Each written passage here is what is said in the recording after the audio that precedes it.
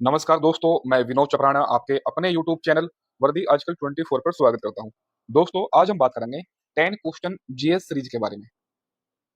जैसा कि आप सभी को पता है कि हमने आपके समक्ष एक इनिशिएटिव लिया था कि हम आपको डेली 10 क्वेश्चन एमसीक्यू फॉर्म में देंगे और ये 10 क्वेश्चन वो होंगे जो या तो पिछले साल के पेपर में पूछे गए हैं या मोस्ट एक्सपेक्टेड क्वेश्चन होंगे, अर्थात जिनके पेपर में आने की संभावना होगी। आज का ये हमारा पहले नंबर का लेक्चर है, तो हम अपने लेक्चर को बिना समय बर्बाद किए हुए स्टार्ट करते हैं। तो मैं पहले क्वेश्चन से अपना लेक्चर शुरू करूंगा। आज का अपना पहला लेक्चर होगा, पहला क्वेश्चन होगा कि सर्वप्रथम वास्को डिगामा भारत के किस स्थान पर पहुंचा। आपके समक्ष चार ऑप्शन है: लखनऊ, सूरत, कालीकट, गोवा। तो ये आया था कालीकट। कालीकट पड़ता है आपका केरल में। अब जब ये वास्को डिगामा कालीकट अर्थात केरल पहुंचा, तो वहां का शासक था जिमोरिन। जिमोरिन ने इसका भव्य स्वागत किया। और ये कब आया था? ये आया था 1498 में, 20 मई 1498। या किसी किसी आपकी किताब में 17 मई 1498 में दी होती है, लेकिन 20 या 17 में से कोई भी, मतलब आप डेट पर ना जाए, बस ये लगा लो आप मई 1498 में आया था। सेकंड टाइम यानी दूसरी बार ये आया था सन 1502 में, और ये तीसरी बार आया था 1524 में। ये शुरुआत के दो बार जो है, इस शुरुआत के दो बार एक यात्री के तौर पर आया था, यानी एक व्यापारी के तौर पर आया था। लेकिन जो लास्ट का 1524 में जब ये आया था, तो ये एक वायसराय बनकर आया था, वायसराय। ठीक है। अब 1524 में जब ये आया था, तो इसकी मृत्यु इंडिया में ही हो गई। और इसको जो है कोच्चि, कोच्चि यानी केरल, केरल में इसकी क्या है, इसकी कब्र भी है कोच्चि में। लेकिन बाद में क्या है, बाद में इसके अवशेषों को पुर्तगाल यानी लिस्बन ले जाया गया। अब जो ये वास्को डिगामा है, ये कहाँ का यात्री है? ये यात्री है पुर्तगाल का। अब इंडिया में क्यों आया था? इंडिया में लेने आया था मसाले, मसाले अर्थात काली मिर्च। और ये मसाले और काली मिर्च जब यूरोप लेके गया था, अर्थात पुर्तगाल लेके गया था, तो इसको 60 गुना मुनाफा हुआ था भाई, 60 गुना मुनाफा। अब मैं थोड़ा सा आपको मैपिंग के माध्यम से चीजें दिखा देता हूं कि कहां से आया था, कहां आया और किसने इसकी सहायता की। ठीक है। माध्यम से मैं आपको बताना चाहता हूं, ये जो आपका वास्को डिगामा है, आपको बता चुका हूं कि पुर्तगाल का रहने वाला था, पुर्तगाल देश यूरोप कंट्री है। और ये लिस्बन से चला था, और ये होते हुए आपका अटलांटिक महासागर होते हुए, देखो जो मेरे साथ चलो, यहाँ होते हुए यहाँ एक जो अफ्रीका का सबसे साउदर्न पॉइंट है, कैप ऑफ गुड होप, यहाँ पहुंच गया। यहाँ से होते हुए अफ्रीका के पूर्वी भाग को पार करते हुए ये आपका सीधा अपना पहुंच जाता है कहाँ पे? कालीकट, केरल। यहाँ पे जिमोरिन मिलता है और इसका स्वागत करता है। इसमें यानी पुर्तगाल से आने में और कालीकट तक पहुंचने में बीच में इसे दो आदमियों की, मतलब दो आदमी ऐसे होंगे जो वास्को डिगामा की सहायता करेंगे। कौन कौन से? एक तो कांजी मालम और एक आपका इबन मजीद, इबन मजीद। ठीक है। अब आपसे क्वेश्चन पूछ सकता है कि वास्को डिगामा जो है वो कितने ओशियन को पार करता है? तो आपका एक तो अटलांटिक ओशन, एक आपका इंडियन ओशन यानी अटलांटिक महासागर और आपका हिंद महासागर, यानी दो महासागरों को ये पार करके आया था। तीसरा, और क्या पूछ सकता है आपका, कितना मतलब कितने महाद्वीपों को पार करके आया? एक तो ऊपर क्या है आपका, ऊपर नंबर एक आपका यूरोप, सेकंड है आपका अफ्रीका, और तीसरा आपका जो है ये कहा आया था आपका, एशिया में आया था। यानी ये तीन आपके जो है, तीन महाद्वीपों को पार करके आया था, यानी दो महाद्वीप पार करके तीसरे महाद्वीप में से एंट्री मार ली थी आपकी। आई होप आपको चीजें समझ में आ रही होंगी। इससे पहले जो है, क्योंकि आपको पता है कि ये तो आया था 1498 में, 1498 में। इससे 6 साल पहले एक क्रिस्टोफर कोलंबस नाम का आदमी था। ये कब निकला था? ये निकला था 1492 में। और कोलंबस किस देश का निवासी था? तो कोलंबस था स्पेन। स्पेन जो है ये पुर्तगाल के थोड़ा सा पूर्व में एक देश है। पुर्तगाल के पूर्व में एक देश है आपका स्पेन। और कोलंबस जो है ये 1492 में निकला था खोज के लिए इंडिया की। लेकिन ये इंडिया की खोज के लिए गलत निकल गया और ये पहुंच जाता है आपका अमेरिका, और ये अमेरिका की खोज कर देता है आपका। ये क्वेश्चन पूछता है कोलंबस कहाँ का निवासी था? तो ये स्पेन का निवासी था कोलंबस। अच्छा, एक क्वेश्चन और आपके समक्ष पूछा जाता है, कोलंबस से पहले भी, यानी आपको पता है कि 1498 में आया आपका वास्को डी गामा, 1492 में आया आपका कोलंबस, लेकिन एक खोज के लिए निकले थे। इससे पहले भी 1487 और 1488 में यहां से आपका एक व्यक्ति निकला था। मैं आपको दिखाता हूँ थोड़ा सा, और यहां से पुर्तगाल से ही, और एक आदमी यूरोप से निकलता हुआ जो आपका अफ्रीका का सबसे लास्ट का पॉइंट है, जिसे मैं बोल रहा हूँ cap of good hope. Cap of good hope तक आने वाला यूरोप का सबसे पहला आदमी था, जिसका नाम था बार्थोलोम्यो डियाज। बार्थोलोम्यो डियाज कब आया था अफ्रीका के साउदर्न पॉइंट पर? तो 1488 किसी किसी किताब में है, और किसी किसी किताब में 1487 भी है। तो इसे मैं कहता हूं कि कैप ऑफ गुड होप की सबसे पहले खोज किसने की थी? तो ये की थी बार्थोलोम्यो डियाज ने। और कैप ऑफ गुड होप को पार करते हुए वास्को डिगामा जो है ये अपना इंडिया पहुंचा था। बहुत सारे लोग आपसे बोलते होंगे कि वास्को डिगामा ने वो भारत की खोज की। भारत की खोज नहीं की थी। भारत की खोज से भी पहले, मतलब वास्को डिगामा से पहले भी तो इंडिया था भाई। लेकिन इसने क्या, इसने नए समुद्री मार्ग की खोज की, जो कि अटलांटिक महासागर होते हुए इंडियन भारतीय महाद्वीप होते हुए इसने जो अपना कालीकट बंदरगाह तक ये पहुंच गया। लेकिन अगर मैं आपको थोड़ा सा और बताऊं कि पहले, जैसे मान लो ये तो समुद्री रूट है, यानी पहले भारत का व्यापार यूरोप से कैसे होता था? भारत का व्यापार पहले यूरोप से कैसे होता होगा? आप समुद्री मार्ग के अलावा स्थल मार्ग को देखो। देखो ये है अपना प्यारा भारत, ये भारत अपना प्यारा है। और यहाँ से ये सामान लेते थे और ये 2 रास्ते थे अरब सागर होते हुए, एक तो ये हॉर्मूज़ होते हुए और आपका ये अदन की खाड़ी होते हुए आपके। ये ऐसे जाते थे, मेडिटेरेनियन सी होते हुए, अलेक्जेंड्रिया होते हुए, तब जाके ये आपका यहाँ पहुँचते थे। यानी ये जो रूट है हॉर्मूज़ वाला, यहाँ से सबसे ज़्यादा व्यापार होता था। लेकिन व्यापार ना होने का कारण क्या था? व्यापार ना होने का कारण था बीच में एक देश था आपका इटली और इस आपके ये अरब के देश। क्या था? जब ये पुर्तगाल या स्पेन के लोग यहाँ से व्यापार करते थे, अर्थात जो भी आपके पश्चिमी पश्चिमी यूरोप की जो देश थे, जब भारत के साथ स्थल मार्ग से व्यापार करते थे ये लोग, तो बीच में क्या है, बीच में पड़ता था अरब पेनिनसुला, अरब प्रायद्वीप। यहाँ पे अरब की पावर थी, दूसरा इटली, इन दोनों को देना पड़ता था टैक्स। अब आते-आते पुर्तगाल आते-आते इनके पास कुछ भी नहीं बचता था। आई होप मैं आपको बताना चाह रहा हूँ कि वास्को डी गामा ने भारत की खोज नहीं की। भारत की खोज मतलब वास्को डी गामा से भी पहले अपना भारत अस्तित्व में था, जहाँ बहुत अच्छी तरीके से व्यापार होता था। आई होप आपको चीजें समझ में आई होंगी भाई। अब हम नेक्स्ट क्वेश्चन की तरफ बढ़ते हैं। वो है कुतुब मीनार की नींव किसने डाली थी? आपके समक्ष 4 ऑप्शन है, अलाउद्दीन खिलजी, कुतुबुद्दीन ऐबक, बलबन या आपका इल्तुतमिश। इसका राइट आंसर होगा आपका कुतुबुद्दीन ऐबक। कुतुबुद्दीन ऐबक ने जो कुतुब मीनार की जो नींव है, वो सूफी संत ख्वाजा कुतुबुद्दीन बख्तियार काकी की याद में डाली। किसकी याद में? बख्तियार काकी की याद में। आपको पता है कि कुतुब मीनार का जो पूर्णतः निर्माण है, वो इल्तुतमिश ने कराया था। पूरा, पूरा कराने का श्रेय जाता है इल्तुतमिश को। बेशक नींव किसने डाली थी? नींव डाली थी कुतुबुद्दीन ऐबक ने। और इल्तुतमिश ने आपके इसके जो 3 फ्लोर थे, यानी 3 मंजिल इल्तुतमिश ने ही इसकी बनवाई थी। और इसकी जो 5वीं मंजिल है, इसकी 5वीं मंजिल को बनाने का श्रेय जाता है फिरोज शाह तुगलक को। तो मैं ये कह सकता हूँ कि दिल्ली सल्तनत के ऐसे 3 शासक थे, जिन्होंने कुतुब मीनार के निर्माण में भाग लिया। किस-किसने? कुतुबुद्दीन ऐबक ने, इल्तुतमिश ने और आपका फिरोज शाह तुगलक ने। क्वेश्चन पूछता है कुतुब मीनार की नींव किसने डाली? तो आप बताओगे कुतुबुद्दीन ऐबक ने। कुतुब मीनार का निर्माण पूरा किसने किया? तो इल्तुतमिश ने। और ये है कहाँ? आपकी मेहरौली में है ये, और मेहरौली कहाँ? दिल्ली में स्थित है। और ये ईंटों से बनी ईंटों से बनी ये आपकी मीनार है। और मैं आपको बता दूं, ईंटों से बनी विश्व की सबसे ऊंची मीनारों में से एक है भाई ये। इसकी ऊंचाई 73 मीटर है, 73 मीटर। और ये आपकी लाल बलुआ पत्थर से बनी हुई है। कौन सी पत्थर से? लाल बलुआ पत्थर, लाल बलुआ पत्थर, लाल बलुआ पत्थर। अब क्वेश्चन ये उठता है, क्या ये मीनार किसी की कॉपी है? तो हाँ, एक मीनार है जाम की मीनार, जाम की मीनार। ये जाम की मीनार कहाँ आपका? ये जाम की मीनार है आपकी अफगानिस्तान में, अफगानिस्तान। वहां से ये कॉपी की थी। और इसका उद्देश्य क्या था? इसका उद्देश्य था नमाज। बस नमाज की पुकार करने का उद्देश्य था। किसका? कुतुब मीनार का। और इसकी कुतुबुद्दीन ऐबक ने जो है नींव कब डाली थी? तो इसकी डाली थी 1199 ईस्वी में। आई होप आपको चीजें समझ में आ गई होंगी। नेक्स्ट क्वेश्चन की तरफ बढ़ते हैं। नेक्स्ट क्वेश्चन आपका, सबसे प्राचीनतम वेद कौन सा है? तो सबसे प्राचीनतम वेद कौन सा है? ऑप्शन 4 है, ऋग्वेद, यजुर्वेद, सामवेद, अथर्ववेद। तो सबसे प्राचीनतम वेद है आपका ऋग्वेद। ऋग्वेद में आपको पता है कि 10 मंडल हैं, 1028 सूक्त हैं और 10,462 इसमें रचाए हैं। और ऋग्वेद को पढ़ने वाला जो ऋषि होता है उसे होत्र कहते हैं, होत्र। आपको पता है कि इसके 10 मंडलों में से कुछ मंडल बहुत इंपॉर्टेंट है। इसका तीसरा मंडल बहुत इंपॉर्टेंट है। तीसरा मंडल किसको समर्पित है? तो सावित्री देवता, सावित्री अर्थात सूर्य देवता को समर्पित है। और इस तीसरे मंडल में लिखा क्या गया है? आपका गायत्री मंत्र ओम भूर्भुवः स्व। आपका 9वां मंडल बहुत इंपॉर्टेंट है। 9वां मंडल किसको समर्पित है? सोम देवता को समर्पित है। और 10वें मंडल में जो आपके 4 वर्ण हैं, ब्राह्मण, क्षत्रिय, वैश्य और शूद्र। तो आपको तीसरा मंडल, 9वां मंडल और 10वां मंडल तो बिल्कुल जीवान पर याद होना चाहिए। यजुर्वेद ऐसा वेद है जो गद और पद में लिखा गया वेद है। सामवेद इसको संगीत का वेद भी कहते हैं, संगीत का वेद। अथर्ववेद इसे हम जादू टोना या वशीकरण वाला वेद भी बोलते हैं। जादू टोना औषधि वगैरह जो है इसी वेद से प्राप्त होती है। नेक्स्ट क्वेश्चन की तरफ बढ़ते हैं। अभी हमने अपने ऊपर 3 क्वेश्चन करा दिए, एक मॉडर्न हिस्ट्री का, एक मिडाइवल हिस्ट्री का, एक एंशिएंट हिस्ट्री का। अब हम इंडियन ज्योग्राफी का एक क्वेश्चन लेंगे। क्वेश्चन आपका, भारत का मानक समय कहां से निर्धारित किया गया है या कहां से लिया गया है? 4 ऑप्शन है, बलिया, चित्रकूट, नैनी और आपका मिर्जापुर।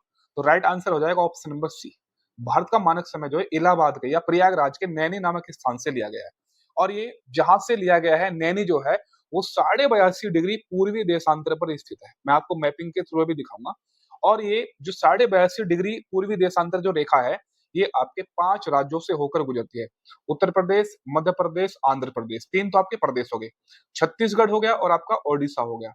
सीएच को छत्तीसगढ़ है, सीएच चंडीगढ़ मत लगा लेना भाई, ठीक है? एक आपने पढ़ा होगा 0 डिग्री ग्रीनविच टाइम, जहां से वर्ल्ड का समय लिया गया है। हमारा समय तो बेशक 82.5 डिग्री पूर्वी देशांतर से लिया गया है, लेकिन पूरे वर्ल्ड का टाइम जो है वो 0 डिग्री ग्रीनविच टाइम से लिया गया, जो कि लंदन में स्थित है। और हमारे समय में और लंदन के समय में 5.5 घंटे का अंतर है। यानी हम लंदन के समय से 5.5 घंटे आगे हैं। अगर लंदन में 12 बजेंगे तो हमारे यहाँ पे 5:30 बज जाएंगे। ठीक है, अब हम देखते हैं, आप सभी को पता है कि हमारा जो, अब मैं थोड़ा आपको मैप दिखा देता हूँ तो आपको और अच्छी तरीके से समझ में आएगा। मैप आपको दिखाऊंगा तब। देखो ये है अपना प्यारा भारत, और ये जो रेखा देख रहे हो आप, ये वाली, तो यही रेखा है आपकी 82.5 डिग्री पूर्वी देशांतर, और आपके ये 5 राज्य है, यूपी, एमपी, छत्तीसगढ़, ओडिशा और आपका आंध्र प्रदेश। ठीक है, मैं बताना चाह रहा था कि ये जो 0 डिग्री आपकी रेखा है, ये लंदन के ग्रीनविच टाइम से होकर गुजरती है, और ये 0 डिग्री, और ये हमारा जो समय है, हमारा समय है नैनी से, इलाहाबाद के नैनी, और लंदन और नैनी के बीच लगभग आपका 5.5 घंटे का अंतर आ जाता है। यानी अगर लंदन की घड़ी में 4 बज रहे होंगे शाम के, तो हमारे यहाँ पे शाम के 9:30 बज रहे होंगे भाई, पहली बात।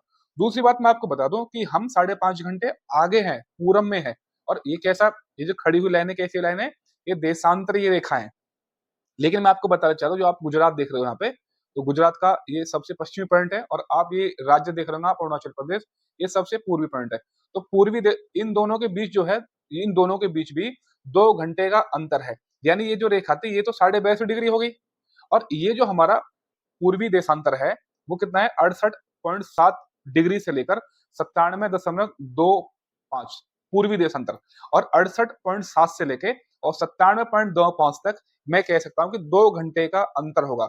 यानी सूर्य जो है, सूर्य यहाँ पर इस रेखा पर अरुणाचल प्रदेश में पहले निकल जाएगा, और ये जो गुजरात है, यहाँ पर छिपेगा सबसे लास्ट में। ठीक है, आई होप आपको चीजें समझ में आ गई होंगी। यानी मैं आपको ये बताना चाहता था कि गुजरात के समय में और अरुणाचल प्रदेश के समय में आपका कितना अंतर होना चाहिए, 2 घंटे का अंतर होगा। यानी अगर यहाँ पे सूर्य 6 बजे निकल गया है आपका अरुणाचल प्रदेश में, 6 बजे निकल गया है सुबह को, तो आपका गुजरात में आपका 8 बजे वो सूर्य दिखेगा। ठीक है, नेक्स्ट क्वेश्चन की तरफ बढ़ते हैं। 5, जावा ट्रेंच निम्नलिखित में से कौन से महासागर का सबसे गहरा बिंदु है? ऑप्शन है प्रशांत महासागर, अटलांटिक महासागर, हिंद महासागर, या आपका दक्षिणी महासागर। तो इसका राइट आंसर हो जाएगा हिंद महासागर। अब मैं आपको बताना चाहता हूँ कि आपके पूरी पृथ्वी में 5 महासागर हैं, जिसकी ये ट्रिक होती है पैसा, आप सब लोग जानते हो पैसा, यानी Pacific ocean, Atlantic ocean, Arctic ocean, southern ocean, और आपका Arctic ocean, sorry, Pacific ocean, Atlantic ocean, Indian ocean, southern ocean, और आपका आर्कटिक ओशन। जावा ट्रेंच, जैसे आप देख लोगे जावा ट्रेंच को आप सूंडा ग्रत के नाम से भी जानते हो, सूंडा ग्रत। अब मैंने क्या है, ये जो आप सीक्वेंस में देख रहे होंगे, ये जो मैंने 5 महाद्वीप लगाए थे, ये पांचों के पांचों महाद्वीप आपके सीक्वेंस में है, सॉरी महासागर जो है, प्रशांत महासागर, अटलांटिक महासागर, हिंद महासागर, आपका दक्षिणी महासागर, और आपका आर्कटिक महासागर। इन पांचों महासागरों के पांचों ग्रत बिल्कुल मैंने सीक्वेंस में लगाया। प्रशांत महासागर का सबसे गहरा ग्रत है मैरियाना ग्रत, यानी मैरियाना ट्रंच। अटलांटिक महासागर का सबसे गहरा ग्रत है प्यूर्टो रिको ग्रत, और प्यूर्टो रिको ग्रत का एक और नाम आपका पेपर में पूछता है, मिलवोकी मिलवोकी द्वीप, मिलवोकी ग्रत या मिलवोकी द्वीप, मिलवोकी द्वीप। ठीक है, नेक्स्ट आपका जावा ग्रत, जिसको दूसरा नाम सूंडा ग्रत के नाम से भी जाना था, सैंडविच ग्रत, और नेक्स्ट आपका मोलाय द्वीप, मोलाय ग्रत, या आपका एक और आता है ऑप्शन में लिट के ग्रत, एक ही नाम है लिट के ग्रत। तो देखो आपने देखा होगा सब, ये क्या है, ये घटते हुए क्रम में थे भाई, प्रशांत महासागर, अटलांटिक महासागर, इंडियन मतलब हिंद महासागर, साउदर्न, और आपका अटलांटिक महासागर। नेक्स्ट क्वेश्चन की तरफ बढ़ते हैं। अब हमने इंडियन ज्योग्राफी का भी क्वेश्चन कर लिया, वर्ल्ड ज्योग्राफी का क्वेश्चन कर लिया, अब हम पॉलिटी के क्वेश्चन देखेंगे। पॉलिटी का क्वेश्चन है, प्रस्तावना में कौन से न्याय का उल्लेख नहीं है? ऑप्शन नंबर 4 है सामाजिक न्याय, आर्थिक न्याय, राजनीतिक न्याय और आपका धार्मिक न्याय। तो राइट आंसर हो जाएगा आपका धार्मिक न्याय। धार्मिक न्याय की चर्चा कहीं भी हमारे प्रस्तावना में न्याय में नहीं है, ठीक है। धार्मिक क्या है? धार्मिक हमें एक प्रकार की स्वतंत्रता है। हमारे प्रस्तावना में कितने प्रकार के न्याय हैं? 3 प्रकार के न्याय। और ये 3 प्रकार के न्याय की हमारी प्रस्तावना में कहां से लिए गए? ये रूस से लिए गए। रूस में एक क्रांति हुई थी, आपको पता है, 1917 में। 1917 में क्रांति हुई थी, उसी से प्रेरित हो गए हमारे देश ने प्रस्तावना में 3 प्रकार के न्याय लिए थे, जो क्या है? सामाजिक न्याय, आर्थिक न्याय और राजनीतिक न्याय। ये कहाँ पे मिलेंगे आपको? ये मिलेंगे आपको प्रस्तावना में। ये जो आपने धार्मिक न्याय पढ़ा है, धार्मिक न्याय नहीं होता, ये धार्मिक स्वतंत्रता है।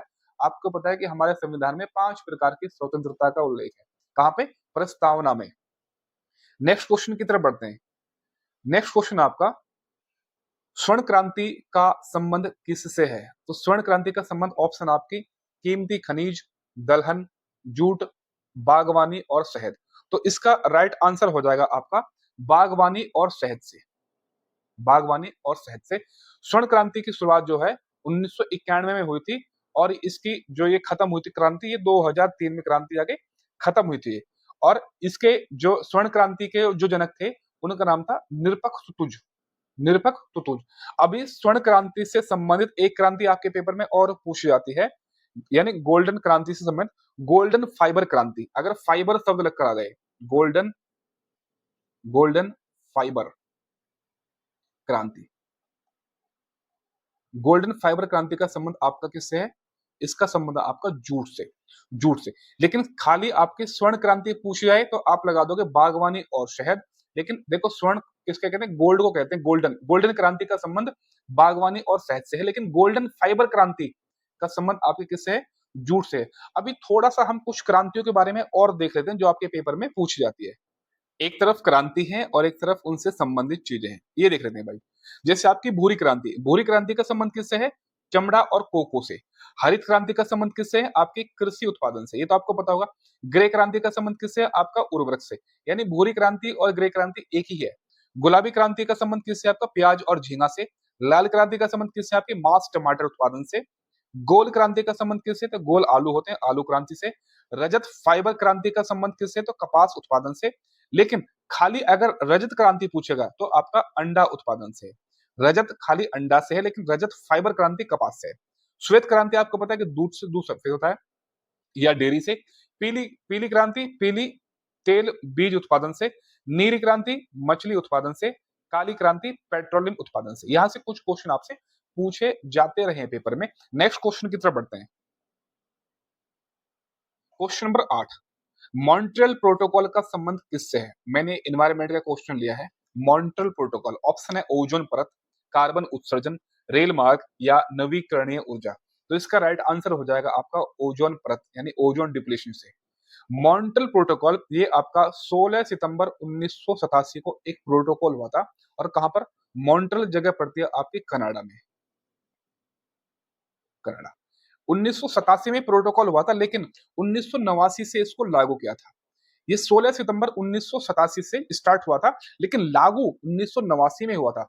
ये 16 सितंबर की डेट इसलिए फेमस हो गई, इसी डेट को 16 सितंबर को विश्व ओजोन दिवस के रूप में मनाना स्टार्ट कर दिया। नेक्स्ट क्वेश्चन की तरफ बढ़ते हैं। नेक्स्ट क्वेश्चन है क्वेश्चन नंबर आपका 9। साइंस का क्वेश्चन है, निम्नलिखित में से कौन सी मूल राशि नहीं है? कौन सी राशि मूल राशि नहीं है? बल, द्रव्यमान, लंबाई, समय। अगर आपको मूल राशि आपने पढ़ी होंगी तभी आप क्वेश्चन को सॉल्व कर पाओगे। इसका राइट आंसर होगा बल। मूल राशि का अर्थ क्या है? जो किसी से उत्पन्न राशि ना हो, वो आपकी राशि मूल राशि होती है। इनकी संख्या कितनी है? मूल राशियों की संख्या होती है आपकी 7। अब कौन कौन सी मूल राशि है वो देख लेते हैं। द्रव्यमान, लंबाई, समय, तापमान, विद्युत धारा, ज्योति तीव्रता और पदार्थ की मात्रा। अगर आपने फिजिक्स का लेक्चर मेरा नहीं देखा है तो मैंने आपकी फिजिक्स की सीरीज भी स्टार्ट कर रखी है, आप जाके वहां देख सकते हो। और मैंने मूल राशि की एक बहुत बेहतरीन ट्रिक भी बताई थी। अगर आप उस ट्रिक को देख लोगे तो ये क्वेश्चन आप बहुत अच्छी तरीके से सॉल्व कर लेते। क्योंकि देखो, ये क्वेश्चन ज्यादा हार्ड नहीं है, लेकिन देखो भाई, क्वेश्चन टिपिकल हो गया। पूछ रहा है कि कौन सी राशि मूल राशि नहीं है। क्वेश्चन पता होगा, मतलब इसका आंसर आप तभी लगा पाओगे भाई। नेक्स्ट क्वेश्चन आपका क्वेश्चन नंबर 10। मैंने क्वेश्चन नंबर 10 पढ़ते हैं। किसकी पत्तियों का उपयोग बीड़ी बनाने के लिए किया जाता है? यानी बीड़ी बनाने में किसकी पत्ती का उपयोग किया जाता है? नीम, चंपा, पान या तेंदू? तेंदू जो है, तेंदू की जो पत्ती होती है, उसका उपयोग बीड़ी बनाने के लिए किया जाता है। और ये पेड़ होता है, पेड़ कौन सा होता है? डायोस्पायरोस मेलानोलॉक्सिनोल। देखो नाम भी बहुत टफ है। डायोस्पायरोस मेलानोक्सिनोल। इस पेड़ से जो है, इस पेड़ की पत्तियों से बीड़ी बनाई जाती है। आई होप आपको चीजें समझ में आ गई होंगी। तो भाई ये आपके समक्ष थे आपके 10 क्वेश्चन। आप हमें बताओ आपको हमारे द्वारा ये इनिशिएटिव कैसा लगा हो? अगर मेरे द्वारा आपको ये इनिशिएटिव थोड़ा बहुत भी अच्छा लगा हो और आपको लगता है कि ये 10 क्वेश्चन और अदर फैक्ट्स आपकी तैयारी में एक बूस्टर साबित होंगे, तो दोस्तों हम इस सीरीज को आगे स्टार्ट करेंगे। वीडियो को देखने के लिए बहुत-बहुत धन्यवाद। अगर आज अब तक आपने हमारा चैनल वर्दी आजकल 24 वर्दी आज कल 24 सब्सक्राइबर नहीं किया था, आप इसे सब्सक्राइब कर लो और वहां पर जितने भी वीडियो हैं आप उनको लाइक करो, शेयर करो और कमेंट करो। थैंक यू भाई। जय हिंद, जय भारत।